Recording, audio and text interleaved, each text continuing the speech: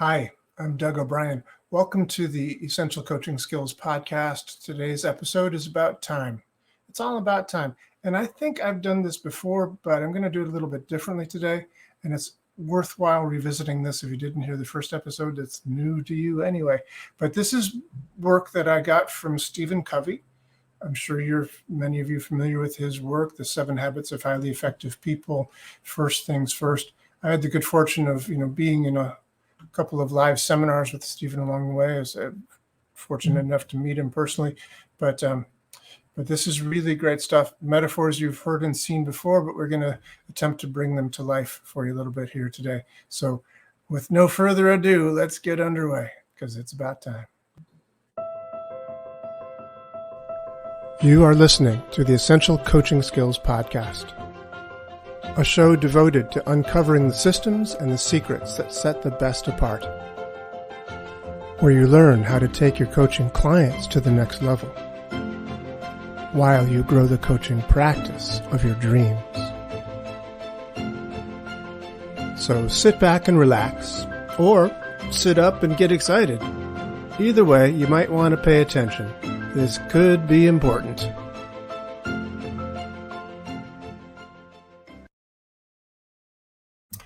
Yes, it is important.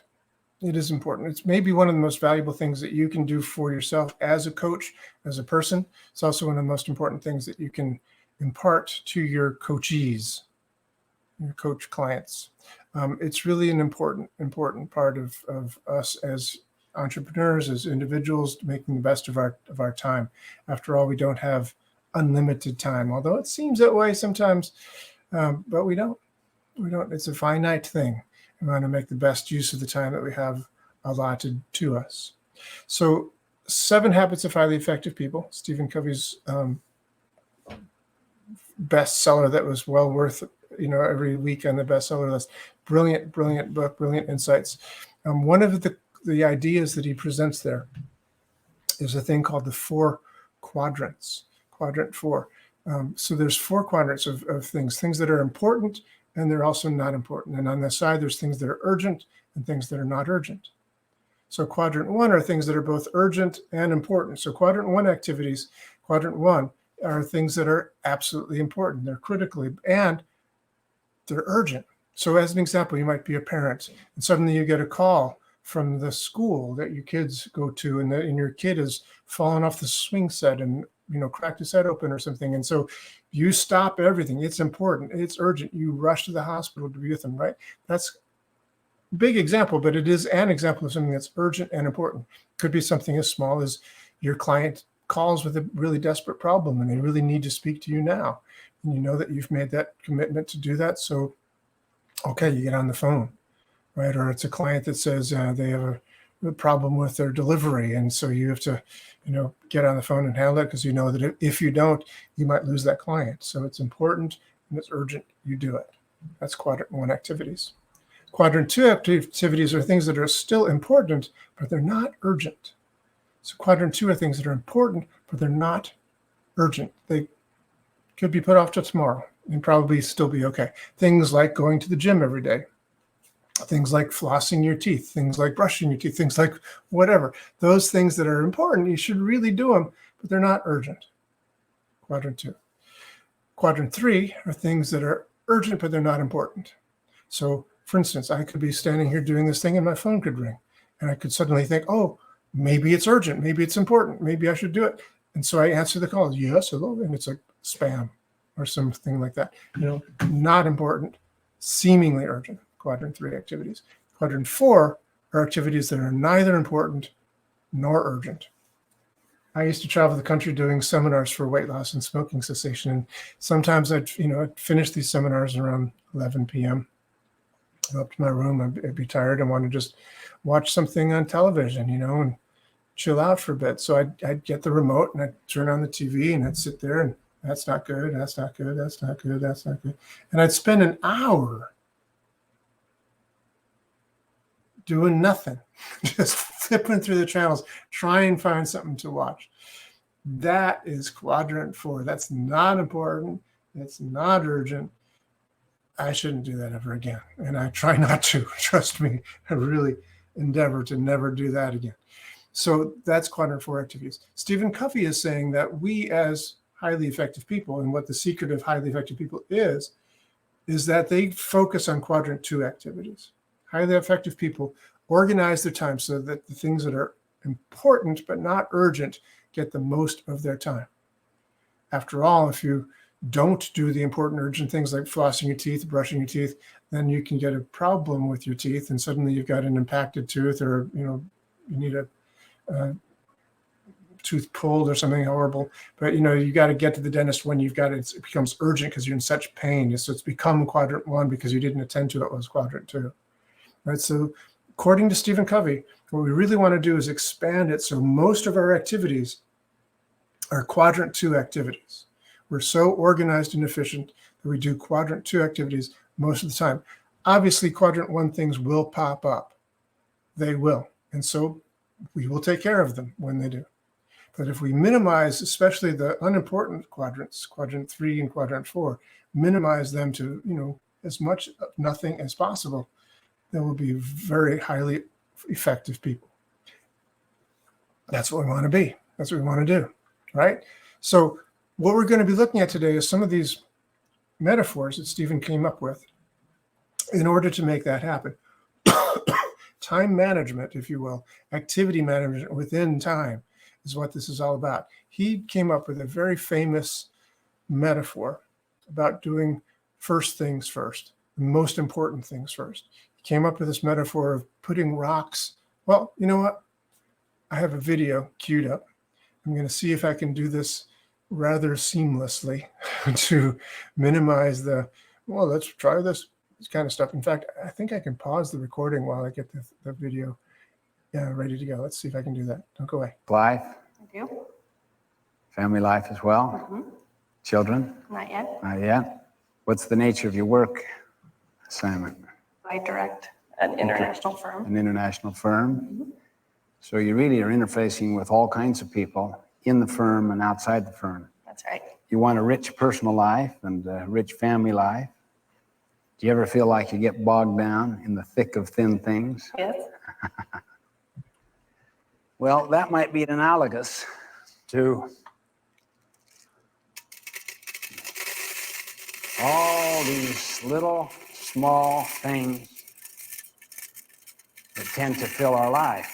And that just little by little, they just accumulate. Now, your job, you can't go above this, is to get all those large rocks in the jar. Good luck.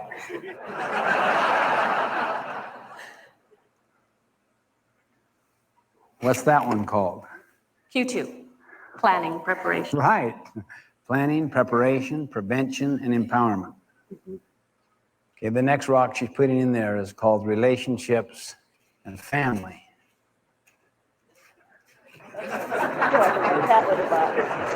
You didn't look at that third rock you put in there. That's employment, some key employment issue, and then you put major projects here. I can't get it above there. I haven't worked it yet. Oh, yeah, that's right. That's fair. Yeah, that's fair. That's called service, community, church.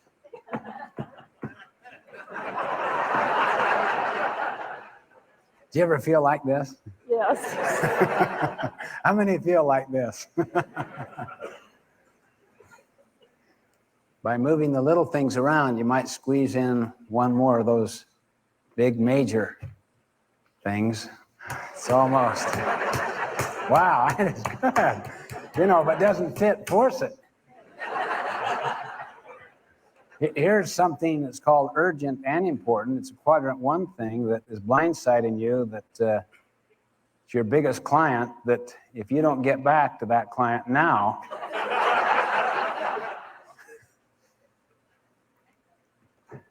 you've given up your vacation. And you have no special block of time just for yourself. I'll tell you what you can do if you want to. Like that.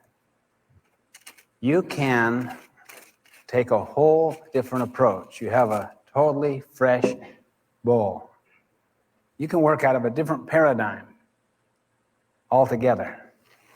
Well, then I'd rather put these in the bottom. And then pour the little pebbles on top. Employment, Big opportunity, big opportunity. important and urgent, block of time. Those young children keep looking at me. Glad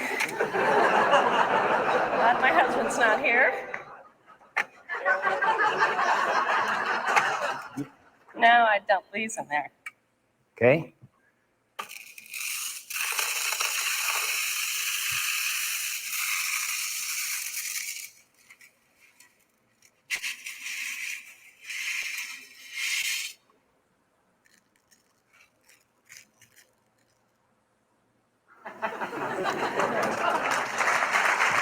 That's great.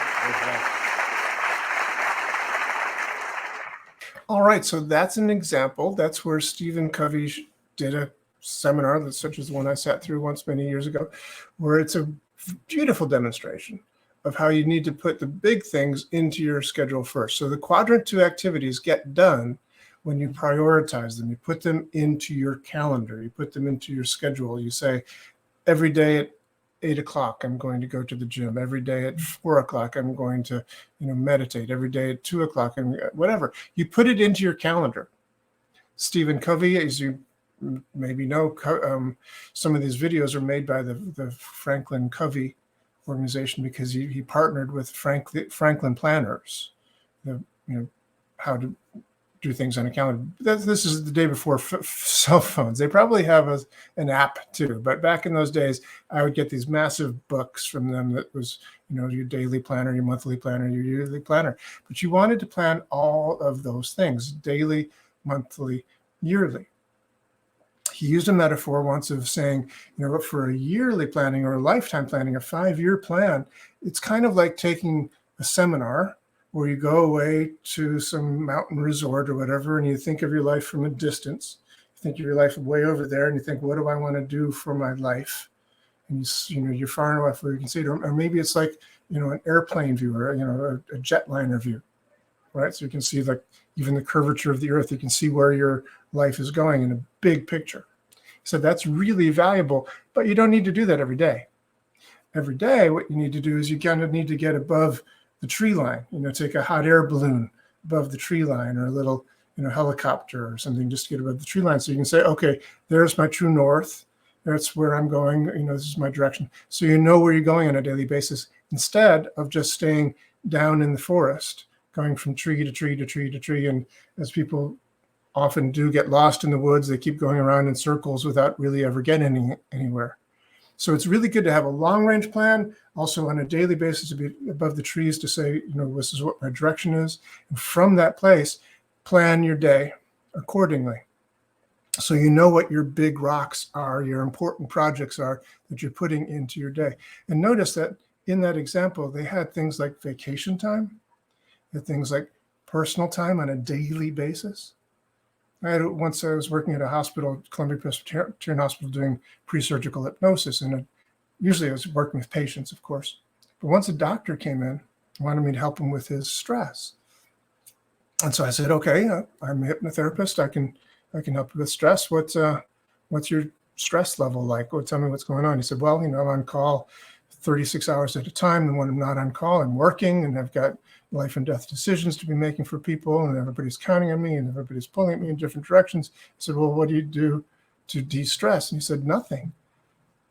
I said, "You don't take breaks? You don't do yoga in the morning? You don't meditate? You don't do anything?" He said, "I don't have time."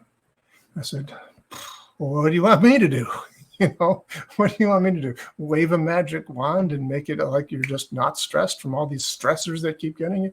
We actually need to do things to de-stress. A couple podcasts ago, I talked about the thermostat and how you can turn down the heat, but you can also turn up the air conditioning, right? You can do things, relaxation response type things, and actually to relax, actively relax.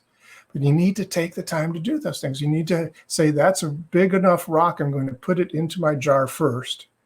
And the way it actually works is you put it in your calendar first. And then you fill in all the little minutia of meetings to have and things to do and, et cetera. You fill in around it with all the other stuff. Now, I want to show you a second video.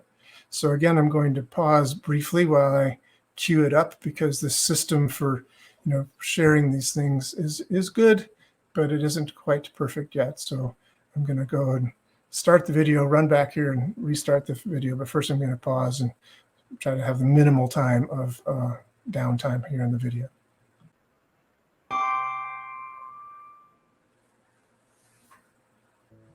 You're looking at this scene through what photographers call a wide-angle lens. They use this kind of lens to capture the big picture. Now you are looking through a telephoto lens, which is used to bring objects very close. Now you see me through a standard lens that gives you a normal human perspective. Most people live as if they were looking at life through a telephoto lens. They live hour to hour, day to day, looking at their lives through the lens of what's immediately in front of them and what's most pressing and urgent right now.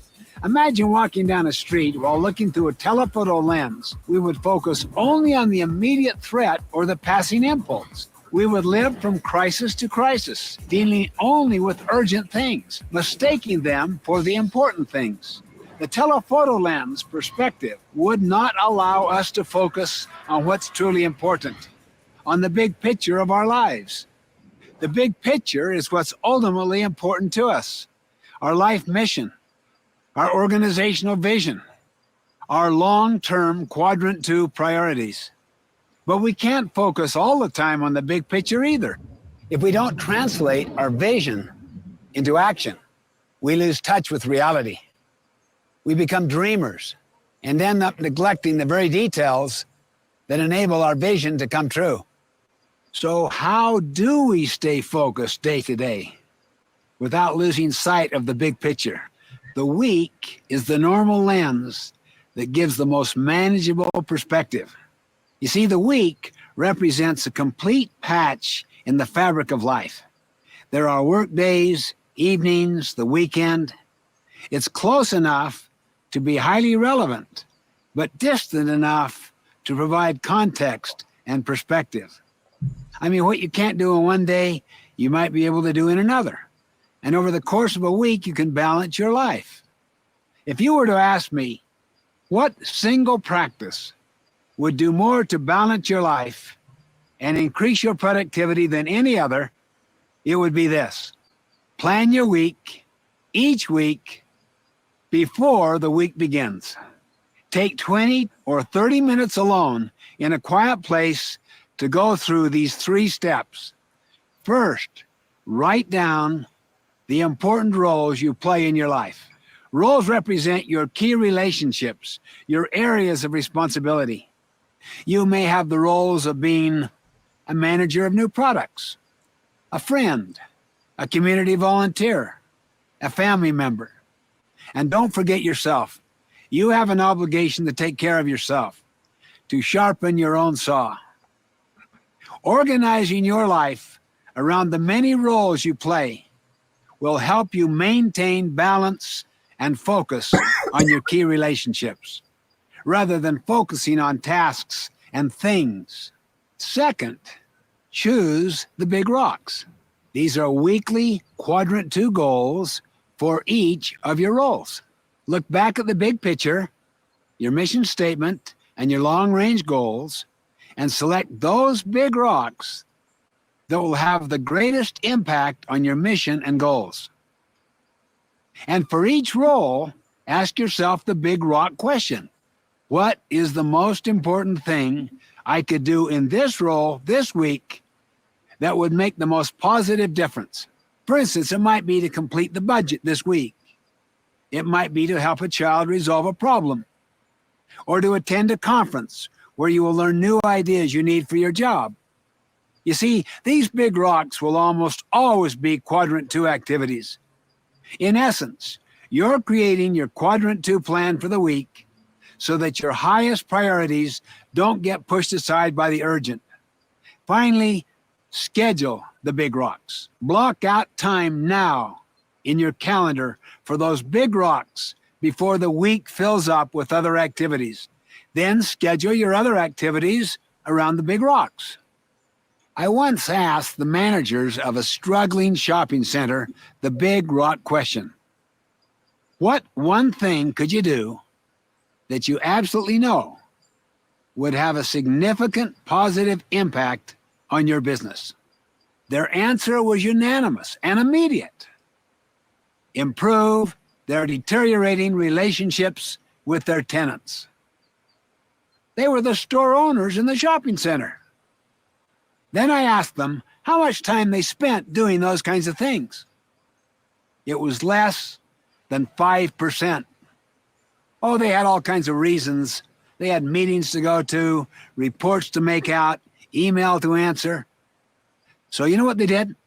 They set up a goal to spend 1/3 of each week activity helping store owners with their problems.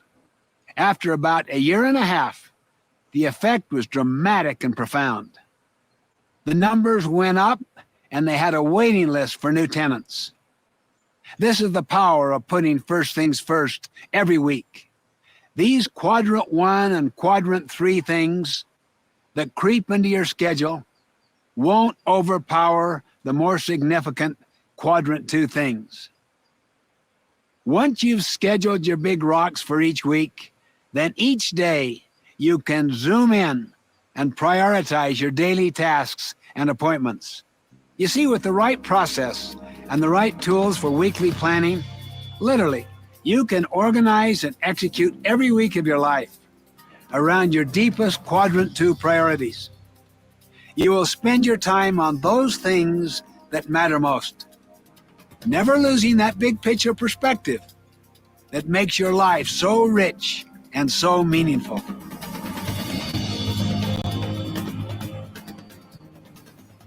Obviously, he says it pretty well. I could have said pretty much the same things because I've been living my life this way as much as possible. I am not perfect by any stretch of the imagination, but this is how I've been thinking for a long time. I could show you, in fact, I could show you pretty quickly my weekly plannings because they're right here. They're quite colorful because I'm that kind of person. But I do this. I'm still a paper guy, I guess. So I print out my weekly schedule, and then I color code it with things that are quadrant 1, quadrant 2. In this particular week, my regular ongoing sessions were of the blue-green variety. Things that were not on my normal weekly schedule, more of the red, and things that are totally important, really important things were orange or bright yellow, so that you could really see where things are going. So I get an overall picture. I do a thing on Sunday evenings, a terminology that I stole from Tony Robbins, but I don't think he means it exactly the same way that I do, but it's an hour of power, he called it. So I think of that in that way. So on Sunday nights, I'll print out my weekly schedule, which of course changes because people make appointments and things like that. But nevertheless, I do my best to put into my schedule those quadrant 2 activities, the things that I'm deeming to be the important big rocks in my life. I also have a to-do list that's an ongoing thing, so I try to take those and put them in. I also have a little system where I take little Post-it notes, and on the calendar, I will put, for priorities for today's big rocks, I'll put them on there. I often have used the question of if I could only do one thing today, if I could only do one thing today that would make my business better, my life better, my health better, what would that one thing be? And I'll put that down on this Post-it. I'll put this on the calendar, and then those will get done today. Those big rocks go into the schedule first, and they get priority attention. So this way of thinking about time management, of activity management within time, means that I'm really minimizing quadrant 4 activities. It does not mean I don't watch television. It doesn't mean I don't relax. It doesn't mean I stop thinking. I once watched an interview with Stephen Covey where he was at his home in Salt Lake City, I believe it was. And 2:30, I think it was, came along, and I was like, oh, it's time to relax. Time to relax with my wife and have some quality time with my wife. So they went on this little bicycle built for 2 ride around the neighborhood. And it just seemed a bit odd. Just It's scheduled time to make good relationships happen with wife. It seemed a little stilted or something, but hard to argue with the outcome. He had a great relationship, a great career, a great life, and he had impacted a whole lot of people. So seems pretty good to me. So I'm sharing that with you because I think it can be really useful, even if you do a little bit of that, even if you do one thing that makes a difference. So I hope this wasn't too weird jumping back and forth between the two videos, but Stephen Covey is so brilliant, and the way he did those videos along with Franklin Covey are worth seeing, better than me describing it or even drawing pictures about it. To see the actual jar filling up and those green stones filling up around those rocks really gives you the idea that this quadrant 3 stuff, those things that sort of just fussy around, will fill in around the big rocks. But if you try to put the big rocks in after you put in the green stones, it isn't going to work. So thanks for tuning in. Hope to see you again real soon. This has been the Essential Coaching Skills Podcast. Thank you for being here. It's a pleasure seeing you again. Hope to see you again real soon. Come back next week when we have another gripping and exciting episode of the Essential Coaching Skills Podcast. And if you want to, you can find out more about us, each and every one of us, at essentialcoachingskills.com. Thanks.